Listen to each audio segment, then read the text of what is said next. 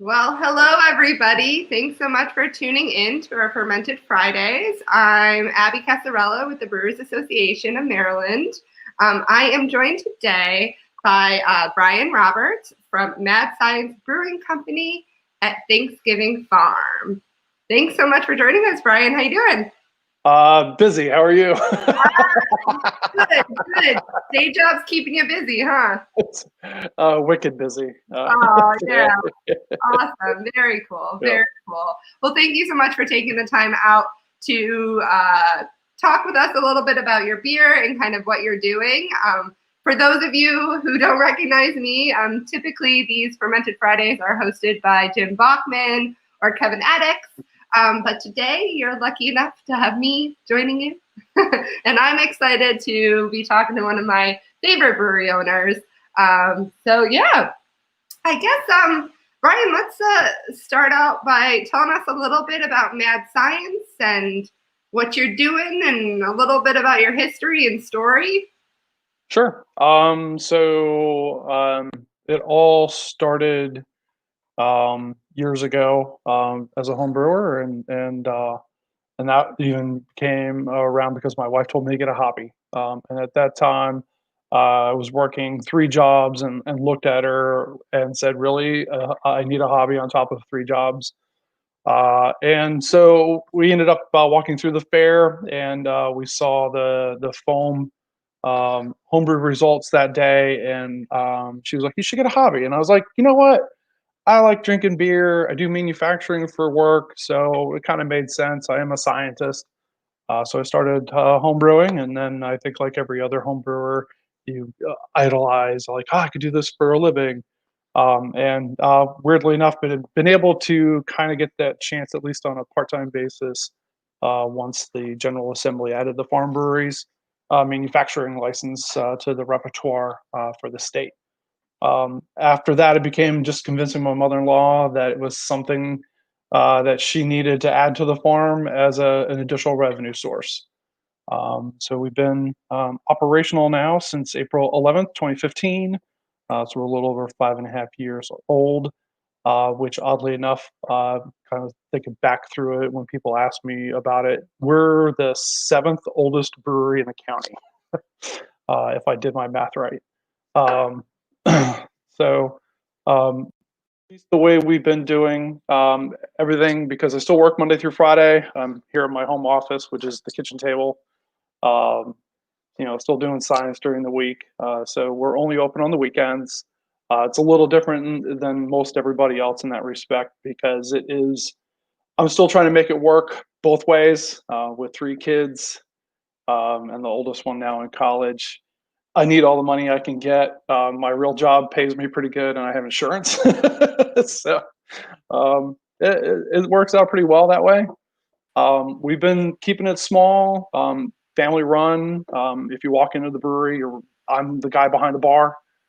If you call the brewery, I'm the guy answering the phone. If you want a delivery, I'm the guy delivering it for wholesale. So it's really still truly a one-man show and family operated. My daughter helps with the cash register when we get busy on the weekend. So at least for the next first 5 years or so, it'll probably end up staying this way.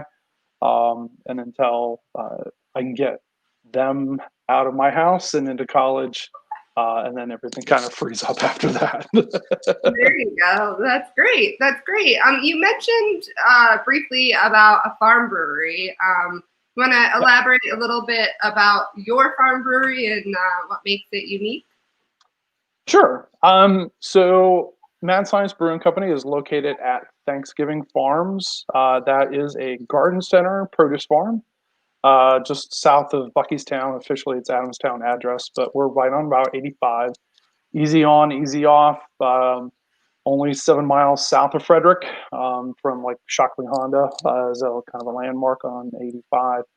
Um, the farm itself is a 57-acre garden center produce farm, so we do grow our own produce. We have the 57 acres. The garden center is a little over 5 acres. We have about 25 acres in orchard, and then the rest, more or less, is vegetable fields, berries, and things like that.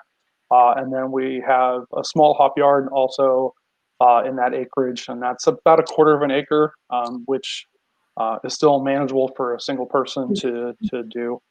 So, and even that's old school. I have a 9-foot ladder, stringing hops that way, picking hops with these things. Actually, just picked hops the other day. So, I was about to ask. yep. Yep, we harvested Cascade, and I'll pick off the rest over the next couple of weeks as they finally get to maturity. That's fantastic. Now, are you able to use any of those secondary ingredients, like any of the berries in the beers that you brew? We do. I don't use them in like a full batch per se. I'll use them more on in the Randall. So we do an infusion at the tap using an inline infuser between the keg and the tap.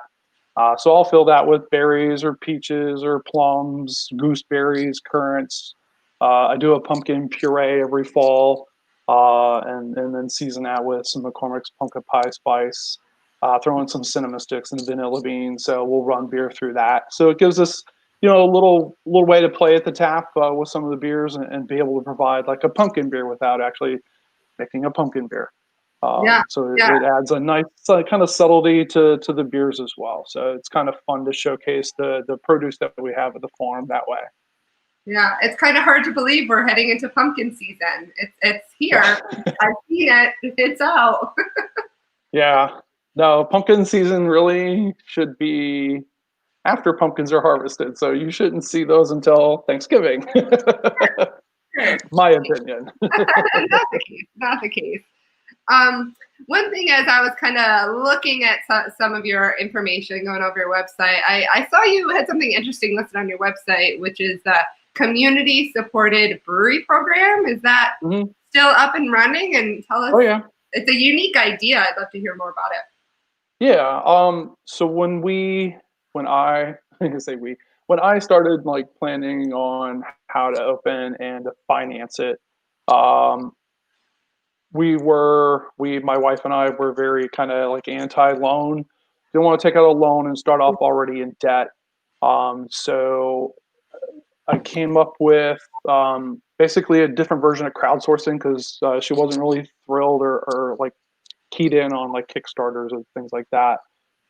So I basically took one from the playbook that we have at the farm. We have a community supported agriculture program, CSA, where people buy in pre-season for either a full share, half share, and at least in the CSA program, you're getting fruits and vegetables seasonally available. You get to pick those when you come in every weekend. So Friday, Saturday, Sunday for our CSA for pickups. So people can come in and pick up their beer, pick up their vegetables. So I basically took that and flipped it and made it a community supported brewery program, which was ended up paying about half of my startup costs, which was kegs and growlers and glassware and just some of that basic stuff for the brewery itself. And then the rest of it came out of my tax return, refunds, and bonuses through work to pick up kind of the other half of that startup cost. We still continue that program. At this point, it's still called a CSB. You can get a half share or full share. You get a growler or 2-pint glasses, and either 20 refills or 10 refills, your choice. So 20 obviously being the full share, or what we call elemental, and then radioactive, because that's the half-life of an element, is 10 shares, 10 refills. And then from a pricing standpoint, it actually, if you're going to be a frequent growler purchaser or refiller, it actually works out cheaper to basically prepay for everything through the program. And then also every year, except for this year because of coronavirus, we do have a combined CSA and CSB picnic where we provide the meats and some of the main dishes, and then we just ask everybody else to bring a side dish, and then beer's provided for free. It sounds like a really interesting program to have people, you have your customer base coming in, and those are loyal customers, which is really nice to have them and have them support you. Yep. A lot of your names for some of your beers, there seems to be a pretty strong scientific background. Yep. Tell us a little bit about.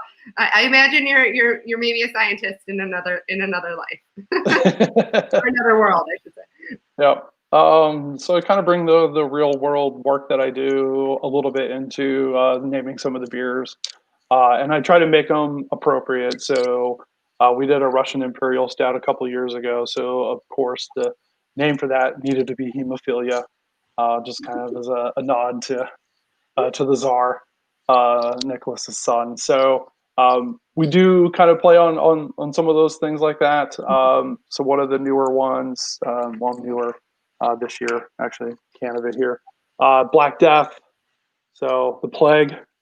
Nice. It's a black IPA. It sneaks up on you. It kind of worked out really, really well from a naming standpoint. The newest one, Agent Orange. I went more non-trigger-esque with the logo design for that one, for the label. And we kind of went like, Black Ops, Call of Duty, kind of a modern warfare thing. But as the name implies in this one, it's a lot of orange flavors and aromatic properties, but still kind of that secret nod to, Agent Orange and the defoliant.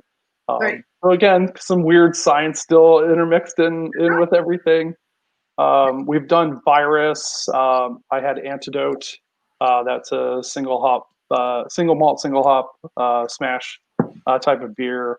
I'm actually probably going to come back and do a whole series of smashes over the course of time with a different antidote. So it'll just kind of antidote will become this series at that point. What else have we done? Human Harvester, not really a science thing, but the label on that one was geared towards sci-fi. So we had a hop alien harvesting humans off of a vine. So kind of a reverse play on me picking hops by hand and then aliens picking humans off the vine. So yeah. You never know. I wouldn't put it past them, just ask some aliens. Yeah. And we did ricin a couple years ago, RYE-SIN, which was a play on the actual toxin ricin. And that was originally a homebrew I did because I was supporting a ricin vaccine project, and to celebrate getting into our phase 1 clinical study into humans, I made a batch of beer for the clinical team. So everybody got 2 bottles of that, and then we did that one commercially. It was fantastic, and it's on my list to do again this year. So yeah. Very cool. I love hearing all that. The background is really fascinating. It really is. Yep. And we have a new one we're brewing next week. I haven't brewed it since I was a home brewer. It's a wee heavy, so Scotch heavy, strong Scotch ale. That one's called Wheezy, which it will be a bent on somebody not having the ability to take a deep breath, which oddly enough is coronavirus specific without being coronavirus specific. Yeah. That's great. It's the thing that nobody wants to talk about but can't help but talk about. COVID, and it's affecting different breweries in different ways, and we're kind of hearing the spectrum of people are doing fine and business is going great. Have you seen an impact on your business, on your business model? What are you doing to change things up, if anything? Probably the biggest thing that I've noticed with this, at least for me, this is the best year I've ever had. People like to drink during a pandemic. They like to drink during a recession. Mm-hmm. And at least for us, I started canning last year, which in hindsight, it couldn't have been better timed, because I've had that avenue of wholesale like cases out the door, so that's guaranteed money. And then with the early days of the coronavirus and only being able to have carry out sales at the farm, people could run in, grab some fresh produce because we had such a mild winter. We still had greens and cabbage and things like that in the store for sale. So people could come in, grab some fresh produce, grab a 4-pack, and roll out the door. We did some food trucks, started in food trucks as well. So you could grab your lunch, a 4-pack, some fresh vegetables, get back in your car and leave. Mm-hmm. It made for at least first couple months, it made it a lot more palatable it was just me. We kept everything simple, single kind of a pass through the facility. So you were in and out, Right. tried to make it as contactless as we could. And I think in at least that respect, we're getting a little bit better and being able to move people through more with less contact. Mm-hmm. And then once we were able to have on-premise consumption outdoor, I had bought a bunch of new furniture, got some actually barley and hops furniture from their auction in December. So I was able to add some more seating outside. So yeah, it kind of worked out oddly enough. And Mm-hmm. so now we offer 2 top, 3 top, 4 top, and 6 top tables spread out around outside. We have a really large area around the garden center itself where it's kind of away from everything. Even though 85 is right there, you still don't really hear the traffic unless it's just some idiot who needs to like throttle it up or whatever. Right. We have a little playground with some seating out there as well. So, and that's kind of all fenced in as well. So, families can come, sit by themselves, enjoy the playground area, still have a beer, grab some lunch from the food trucks that we have every weekend. So it's been good in that respect. We've dialed back our indoor area, of course, and I've Mm-hmm. made that even more restrictive than what the requirement of 50% capacity. I literally only have 2 tables inside, and then 2 top for family to sit at when we have lunch. Right. Well, that's good. It's nice that you're on a farm and you have the space to Yep. expand the space. That's definitely Yep. a benefit I'm hearing kind of across the board. Um, Yep. So before we get into, we have a couple of beers that we're going to showcase for listeners today. But where can people find your beer? Where can people buy your beer? Clearly at your location. Are you doing an off-site? Yep. So people can find Mad Science Brewing beer at the farm itself. So the 2 that I showed, the Black Death and the Agent Orange, and then the one I'm going to open and enjoy while we're chatting is Hell's Bells. So right now we just have the 3 available in cans. We do have growlers. We do growler fills as well at the farm. So we just ask if you want a growler fill, make sure it's clean. Yeah, it minimizes my in and out and get you done and filled up. But in the local Frederick area wine districts, you can find all 3 beers there. Franklin Liquors, aka Frisco's. Those have been the big 3, and there might still be some at Tri-State Liquors in Brunswick. Awesome. Very cool. So you got a nice section out there for people to find. That's awesome. Yep. Keep it local because I'm the delivery guy. Right. Yeah, exactly. Yeah. Been there, done that. I understand that. Absolutely. Yep. So yeah, let's jump right into it. Tell us a little bit about the Hell's Bells Lager. Sure. So this started off as a homebrew. Everything I've done commercially so far has been something I've homebrewed at home at least once. So for this one, it's a Munich Hella style lager. This batch came in about 5%. I try to keep it in at 5.2 to 5. Pours a beautiful clear yellow. Has a nice malt forward sweetness to it. A little citrus in the aftertaste. In the change up for that one, because we do have to use something that we grow on the farm. I use Cascade hops for this, and that gives it that little citrus in the finish. It's only 18 IBUs, so you really don't get any perceived bitterness at all in this beer. It's a nice, great summer drinker, lawnmower beer, Yep. working from home and the boss is driving you crazy beer. Don't tell Kevin I cheers to that. Don't tell Kevin Yeah, and oddly enough, it's our biggest selling beer. It was the third beer that we released ever. So the first one was Dirty American, which we brought back last year. We had our Prion Porter, which we also brought back last year, so kind of on a 4-year cycle. But Hell's Bells from that first batch in 2015.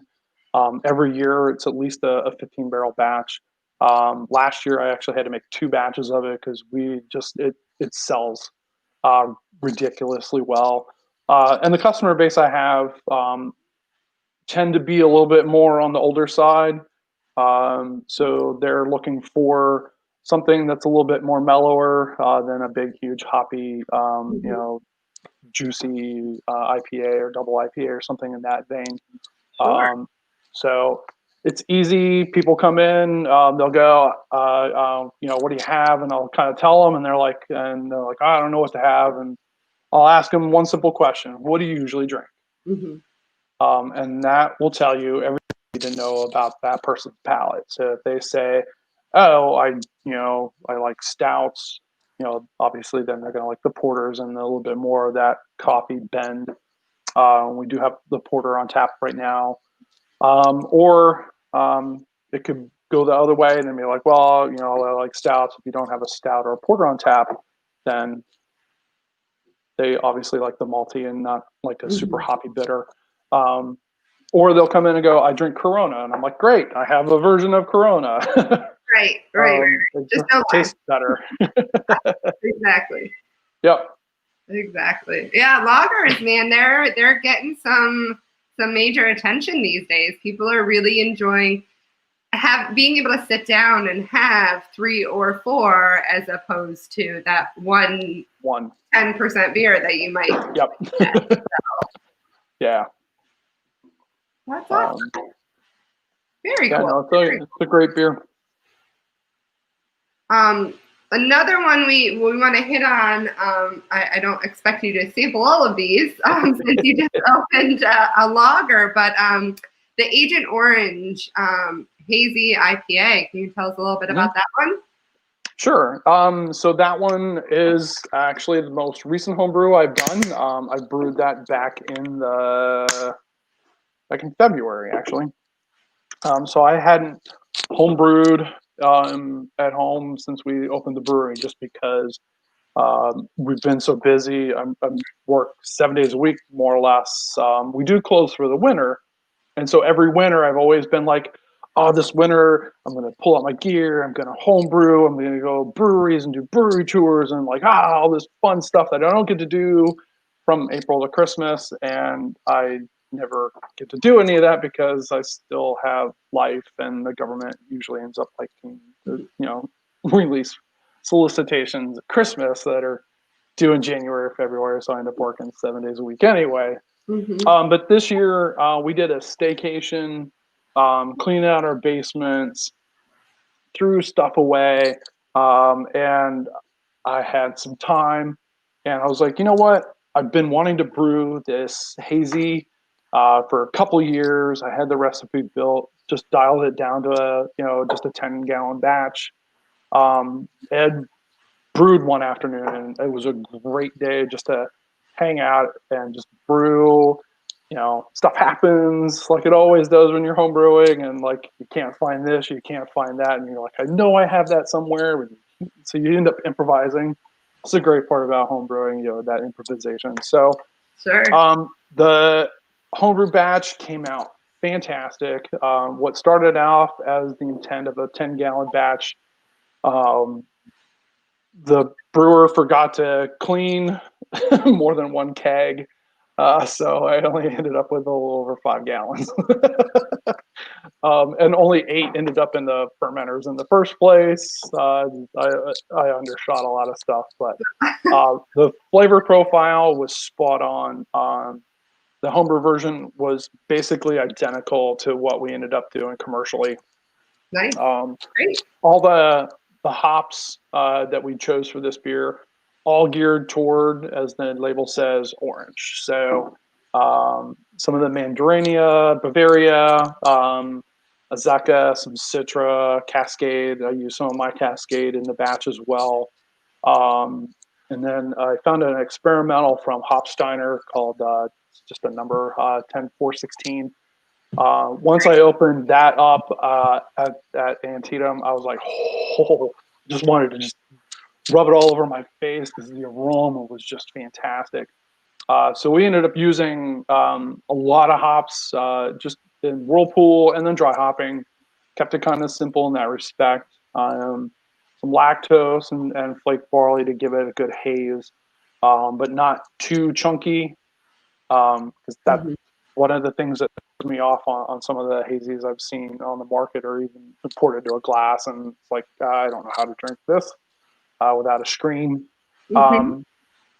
Nice big pop of orange. It hides the alcohol. It is 8.7. It doesn't drink 8.7 until you've had one, and then you go to stand up and you're like, I need to eat something. There's that 8%.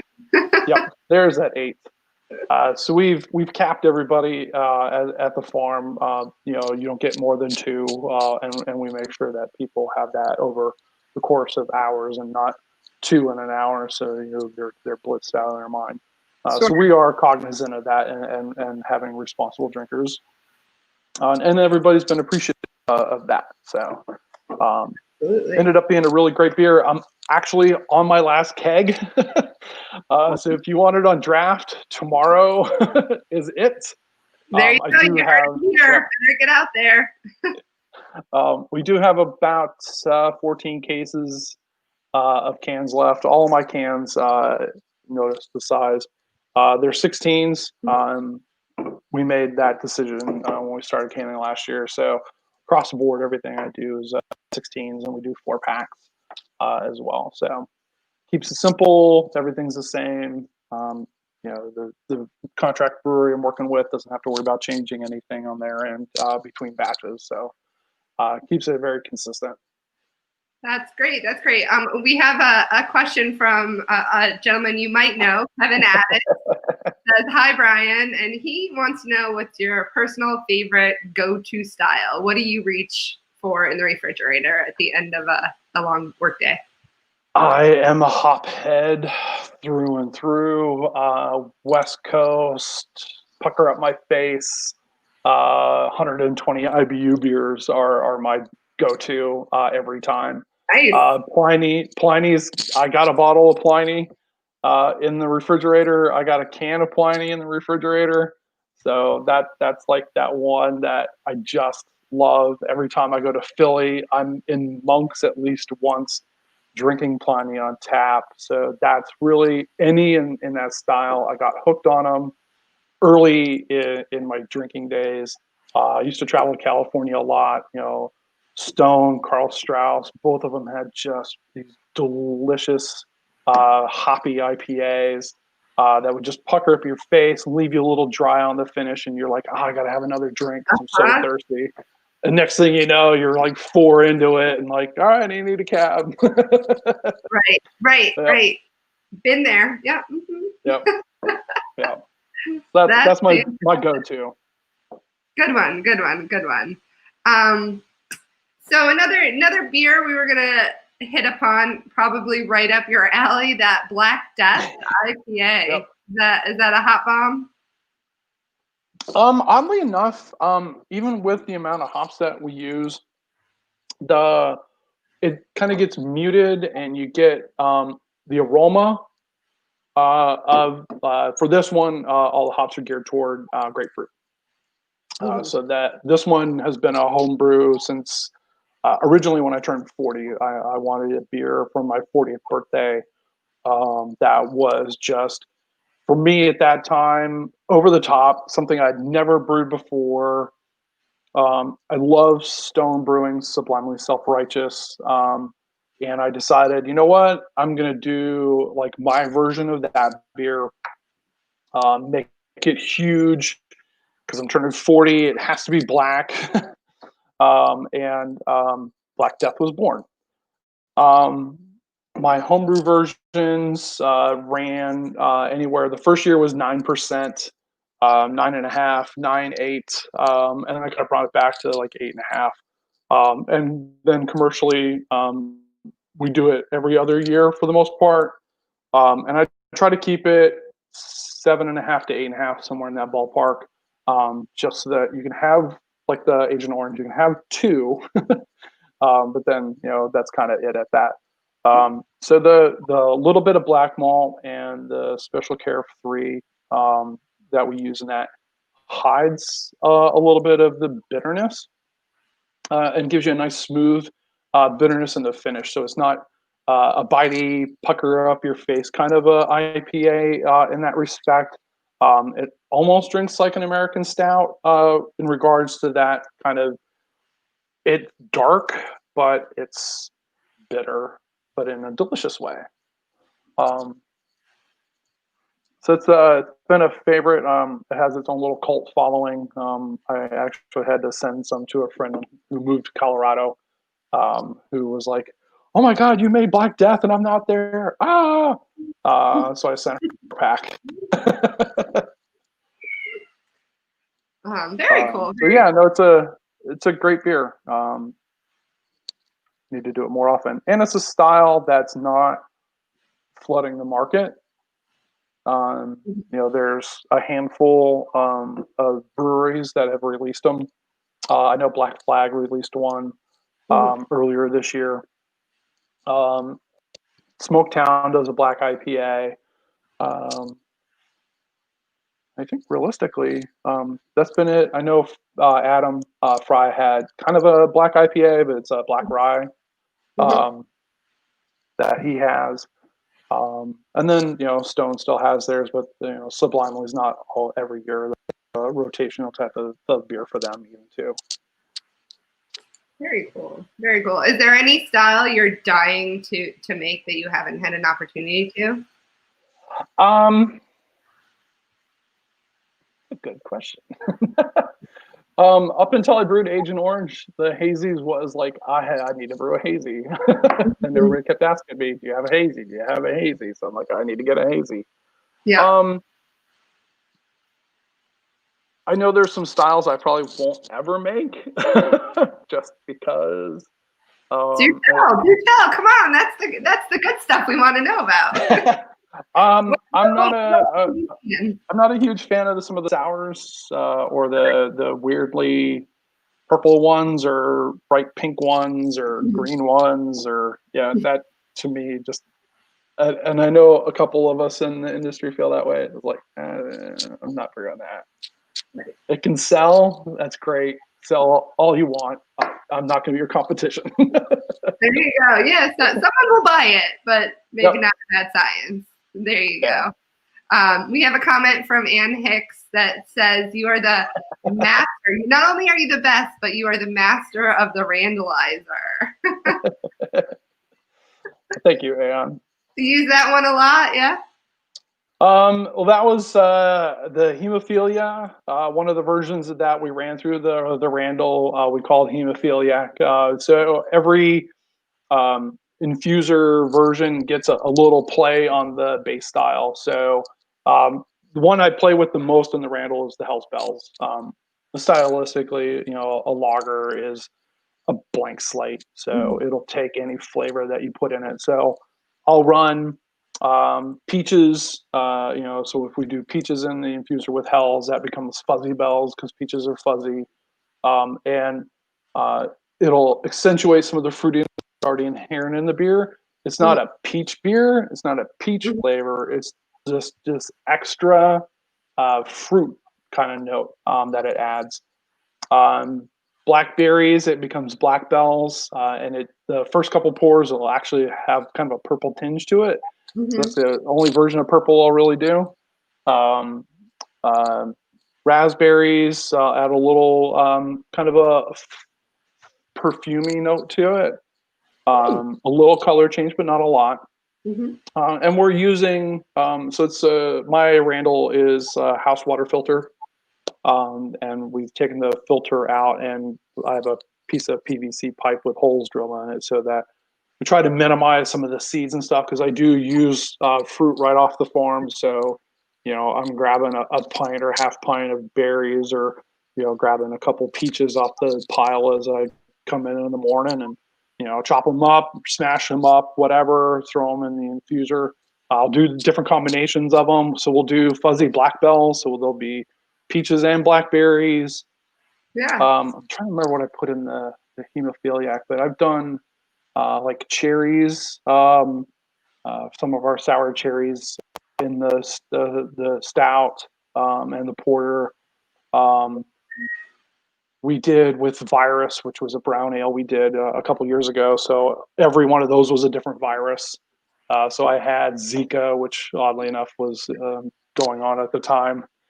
So, seasonally appropriate choices. So that one had coconut and cacao nib and some vanilla beans in it. So, it's Zika, because that's where you find Zika, is in those climates. I love it. You gotta have fun with it, right? You gotta have fun with it. Yep. Oh, that's fantastic. So we play around with all those, and you have to think of it like you're cooking, and what are the flavors that could complement the beer. Mm-hmm. And that's something fun that you, especially with that farm, you have those produces that you can just kind of go and grab, and you're feeling blackberries today, put it in the randalizer, and you can really kind of offer something totally different without much change to your daily process. So it's very cool. We grew a new melon a couple years ago called Tweety. So I put that in the infuser, and it was Tweety Bells.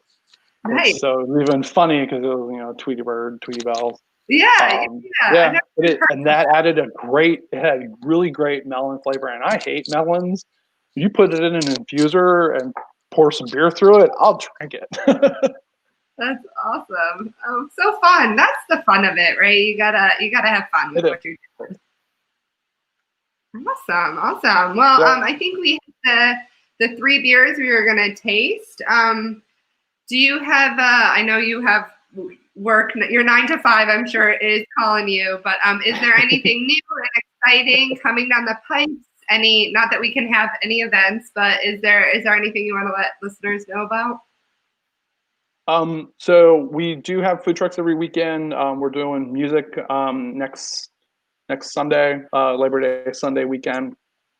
We're also going to be releasing our first barrel aged beer in probably late September.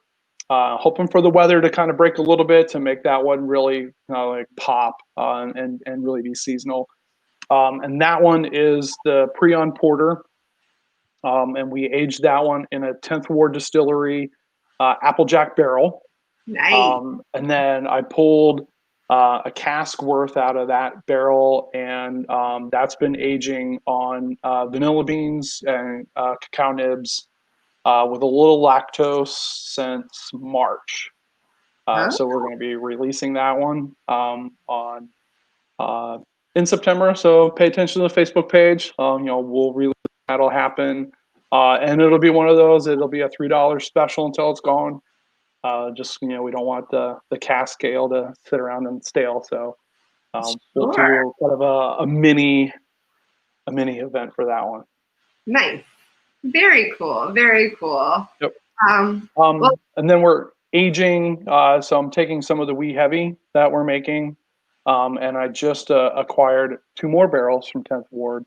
One's a smoked bourbon barrel, and the other one is a Maryland rye. So we'll probably be aging either in both, or I'll pick one, and we'll do a barrel-aged version of the wee heavy to release in the spring.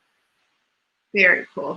I like hearing about your collaborations. I mean, Monica at 10th Ward, she's fantastic, and so is her team. It's nice to see that collaborative spirit, not only amongst different breweries, but you're kind of branching out between other craft beverages. That's exciting to see. Yep, she's awesome. That new space is beautiful. If anybody hasn't been in there yet, oh my God. Yeah, Little plug, 10th Ward, new cocktail bar. Little Fantastic. plug. Yep. Great Absolutely. air conditioning. Yeah, Yep. right. Right. Awesome. Well, Brian, I don't have any other questions for you right now, unless you have anything else to add. We appreciate you taking the time. Not a problem. I've enjoyed it. Yeah. For those of you who are listening, if you like what you heard, if you're interested in supporting the Brewers Association of Maryland, it's been a bit of a tough year for us, not being able to have events and fundraiser for the Brewers Association. So if you're able to, we are accepting donations, and you can visit us at paypal.me/sofa sipping, and you guys can see that scrolling down on the bottom. And yeah, thanks, Brian, so much. I look forward to trying all that new stuff coming down the pipes. Thanks, Abby. Look forward to seeing you at the brewery. Sounds good. All right. Thanks, everybody. Happy Friday.